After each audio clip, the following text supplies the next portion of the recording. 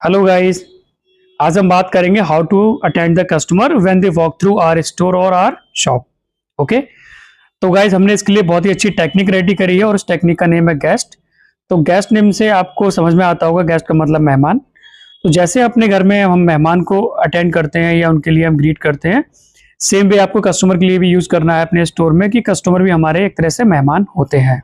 Okay, तो इस guest technique को हम कैसे यूज करेंगे वो आपको बताता हूं मैं। तो गेस्ट में सबसे पहले हमारा जी आता है। G stand for greeting.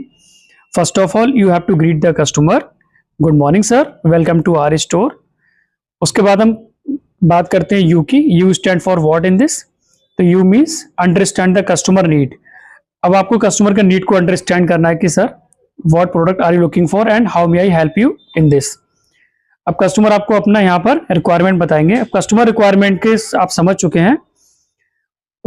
अब आपको उस कस्टमर को पर्टिकुलर उस सेक्शन में लेके जाना है जो उनकी नीड है, और उसके बाद में आपको कस्टमर का ओकेजन पूछना है कि सर आप जो प्रोडक्ट देख रहे हैं किस ओकेजन के लिए देख रहे हैं। तो कस्टमर आपको अपना ओकेजन बताएंगे, और ओकेजन के बारे में अगर कस्टमर को कोई स्पेसिफिक कलर रिक्वायरमेंट है तो आपको बताएंगे, अदरवाइज आप उन्हें उनके ओकेजन के हिसाब से सजेस्ट कर सकते हो। So this was all about you in guest. अब बात करते हैं ई के बारे में। ई क्या होता है? E for explain.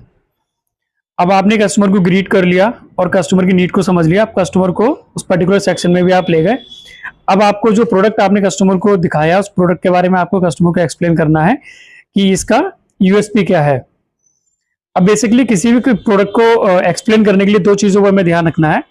पहला हमारा स्टाइल स्टेटमेंट होना चाहिए, दूसरा हमारा बेनिफिट स्टेटमेंट होनी चाहिए।